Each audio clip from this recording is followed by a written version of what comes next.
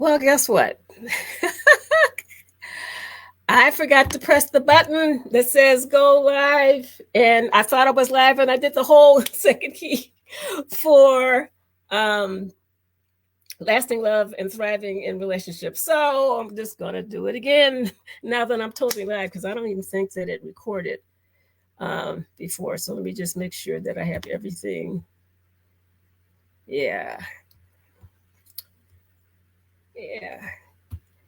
So, you know, the best made plans don't always turn out the way you think. So anyway, I'm going to go ahead and do it again. Um, thank you for joining me. You may be seeing the recording, um, but I'm glad that you're here. Today, I'm here to resume the three-part series entitled Three Keys to Long-Lasting Love.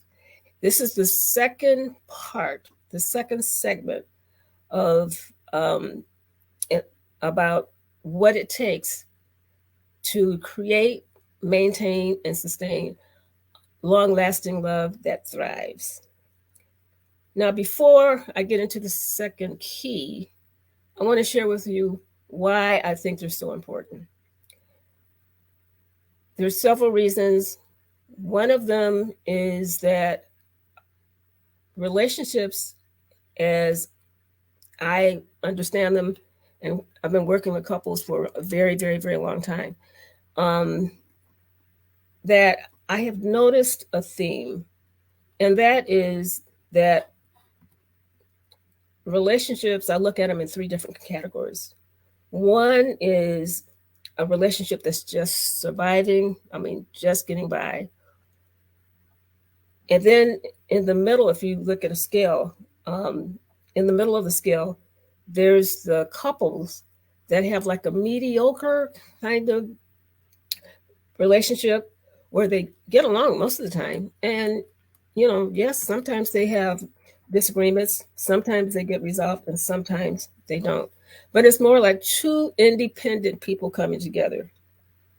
Um, and so they have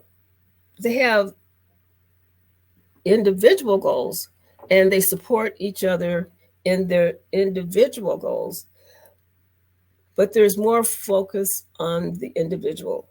There's not much focus in conversation about the big picture moving together. Maybe about retirement and making sure that money is stable for retirement, making sure that the children um, get a good education, maybe go to college, that they're successful in life.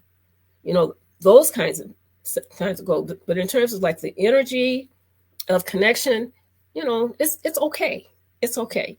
And then on the top end of the scale, if you're looking at it on a scale of 1 to 10, is the couple that thrives. They're in a relationship that thrives. And so I call this couple enjoying the we factor. Now, they are two independent people who have not given up their independence, but they figured out how to work together in as a team in building their life together. Years ago, Jesse and I took a long, I think it was 9 months course, Napoleon Hill's Laws of Success. And one factor, one part of that course was about the mastermind. And I hear about all kinds of masterminds. And, I would say that the couple that has the we factor, they kind of have a mastermind kind of connection with each other. And so it's deep, it's vibrant, it's passionate, and they haven't given up their individual selves to become a we. So it's like two whole people coming together, functioning um, at a really high level. Napoleon Hill talked about how these big corporate giants did that in business. I've seen it work in marriage, including my own. So before I go further, there may be some of you who are meeting me for the very first time. So let me introduce myself. I am Melva Johnson. I'm co-founder of the Johnson Relationship Institute for Couples and the co-author of the book called Mining for Gold in Your Marriage. So I said co-founder and co-author because I didn't do those by myself. Both were creative with my beloved late husband, soulmate, Jesse. And we had a purpose for coming together. We decided on that purpose the year before we got married, really, because we were taking a lot of, actually, we were working in school community relations and what have you, and we were doing a lot of workshops and support for relationship building for parents, for staff and parents and administrators and community residents working together for the big picture, for the benefit of the children in the school. And then we went into private practice and started doing that work with couples. And so one thing that I'm really clear about is there's so many reasons why people come together, but there's an underlying theme that I noticed, and that is love and marriage brings out the best of each person and as well as the worst. And there is a person, probably messing up her name, Suzanne LeCoeur. I think she said it in this book, Emotionally Intelligent Romance, that love can bring out the best and the worst in us. And so I found that to be true, personally and professionally. And so that could be taken as bad news, but it's not. It's not. When love brings out the best of us, it's like, it's bringing out the best version of ourselves. When the worst of us comes out, to me, it's a symptom of that part of us saying, I'm undeveloped or I'm underdeveloped, and there is an opportunity for growth and development. Am I willing to embrace that opportunity to turn that part of me into a better version of me? If the answer is yes, then within each person that says yes to that, they are saying yes to becoming more and more of the best version of their most loving, supportive, respectful self, that not only are they taking to their partner, but since it's a part of them, they're taking it to every relationship. They're taking it to their family. They're taking it to their friends. They're taking it to the grocery store. They're taking it when they have their car repaired. It's just who they are. And so when looking at these keys, I'm looking at how these keys fit in that context. So here's the other part. And that is, I think it was Gandhi who said, be the change you want to see. Well, I say, yeah, that is true. I agree with that. And what I add to that is, in terms of talking about lasting love and a relationship that thrives, what I add to that is be the love you want to see in your marriage, in your love relationships, and in your life. So the question is, well, how do you do that? How do you do that? So first, and that's what these keys are about. It's like identifying elements of the best version of self to take into your relationship situations. So it's important to know what the elements are. I'm introducing 3 during the series. And I also have a quiz that I'm going to talk about a little later. When you know where they are and you know where you're strong and you know the areas that need improvement, that's where you start. Because from that place, you can make a plan. You can create a plan and you can take action steps to bridge the gap from where you are now to where you want to be. So it's like in terms of your whole life, no one wants to feel stagnant in their life. They want to evolve and grow to the next level. Well, this is what these concepts are all about. So I want to give you an example in the context of a story of a couple. I'm going to call them Mark and Emily. Now, Mark and Emily have been married for over 30 years. They have 2 adult children who have moved out of the home, and they have started families of their own. Now, Mark and Emily have a warm relationship. I mean, when things are going well, they're going really, really well. However, when they have differences, they have found themselves to be in conflict longer than they would like.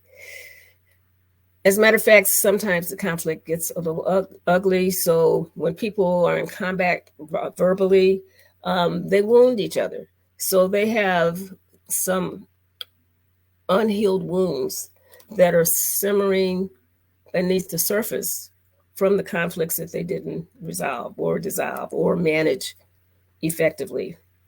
And so they went to counseling for this, and they discovered a tool. They were introduced to a tool, and it's one of the keys. And it's the one that we're going to talk about this time. And that is effective communication. Because mastering effective communication, they'd be able to dissolve, resolve, or manage and heal the wounds from the conflict they had before that's still lingering beneath the surface and that pop up at the worst time. They get irritated about little things, but they found out those little things are symptoms of something deeper that's going on beneath the surface. So they decided, so as long as they were in counseling and had a facilitator, they were really doing really well with communication. And when I say communication, there were some specific things that they were doing. They began to talk to each other. They began to deliver their message, whatever it was. If it was a concern, if it was a complaint, if it was an area of vulnerability, they discovered how to say it in a way that the other person could hear, without the finger pointing and the judgment and the interrupting and that kind of thing. So they learned how to do that. They also discovered how to listen. So the listening had 3 more parts. So they discovered how to listen in a way that the other person felt heard. And that included, after they heard all the facts, then they were able to take the facts of the other person's experience and tell that person what made sense about what they were saying about their experience. Now, that didn't mean agreeing. That meant, I understand you. I understand where you're coming from. That's probably the most difficult part of this 3 parts of listening for the facts, making sense of the experience. And then the third thing that they discovered how to do was to become empathetic by walking in the other person's shoes, to really get a sense of what they were experiencing and what they were coming from, where they were coming from. They did a really, really, really good job there. I mean, they did a really great job. So when they completed counseling, they knew they were well on their way because they had practiced at home, and every time they went to their sessions, they were talking about their successes about that, and then they would reinforce it even more. So they were done with counseling, and then they were out on their own. And so what happened was, since their brains, just like your brain and my brain, is hardwired to function in a specific kind of way, if there isn't conscious, deliberate, intentional practicing after you learn something, then the brain is wired to revert back to your old way of functioning. And that's what happened to them. And so they said, okay, we've been in this movie before. Don't want to do it anymore. Don't want to do it anymore. And so let's try it again, even if we have to get help sometimes when we get stuck. And so they also knew how important it was to have a reason why they wanted to do it, their big why. So they came up with a list. And so 3 of the pitfalls that they wanted to avoid because they were going to move forward was that they wanted to consistently feel seen, heard, and understood. They also wanted to experience a stronger connection. They did have a stronger connection when things were going well. Not so strong when they weren't. So they wanted to feel that stronger connection on a more consistent basis by understanding each other. The other thing was they didn't like conflict. Mark would say, I just don't like the arguing. I just don't like it. You know, Emily would say, I don't like it either. I don't like it either. But see, now they knew how to navigate through those conflicts more effective. So their third big why was that they wanted to get through the conflict much faster. And if there was any damage, to repair it much faster. So that was good, right? So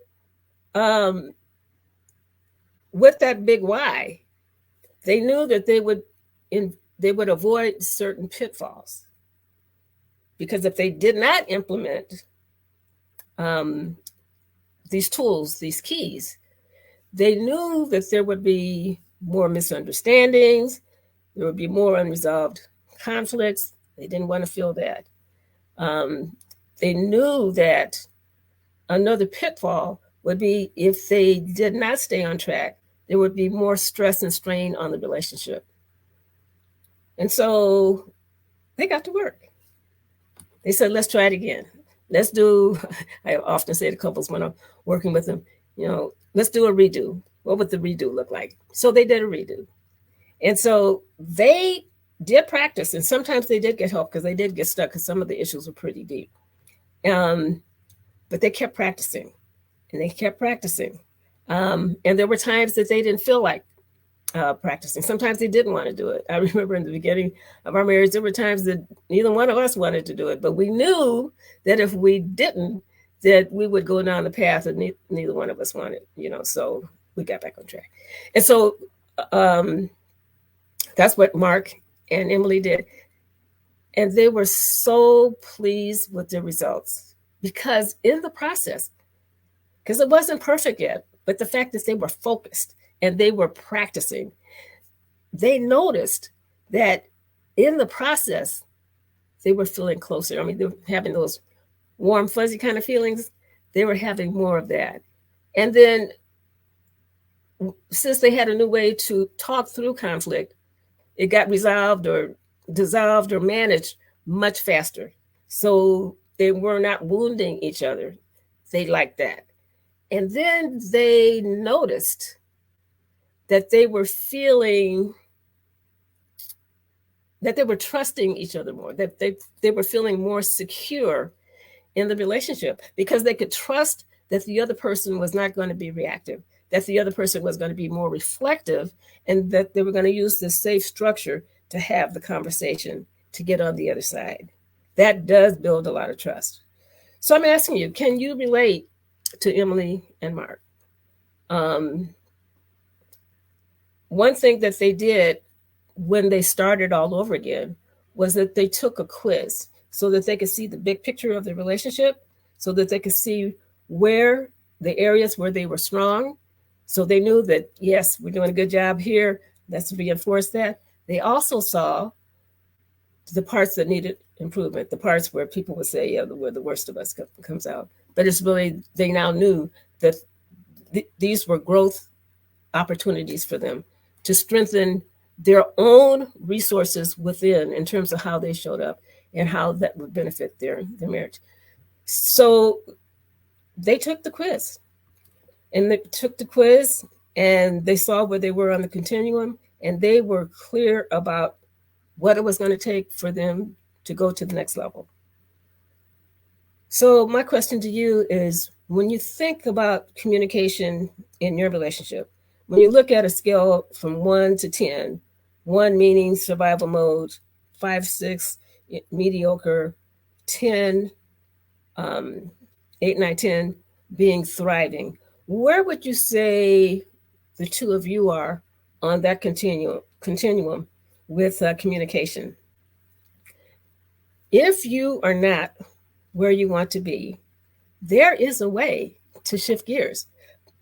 It's important, though, to start to see where you are. So I am inviting you to take the Marriage Strength Quiz. What I noticed the other day when I was checking the site, when you go on there, it's going to say Marriage Happiness Quiz. It's the same thing. And so the link to that quiz is on some platforms. You'll be able to see it in the comment area. And on the other platforms, I have to figure out how to get that link in there. I'm learning how to be more technical with this whole process. But anyway, I'm inviting you to take the quiz. And I'm asking you, are you ready to get started on going to the next level in your relationship?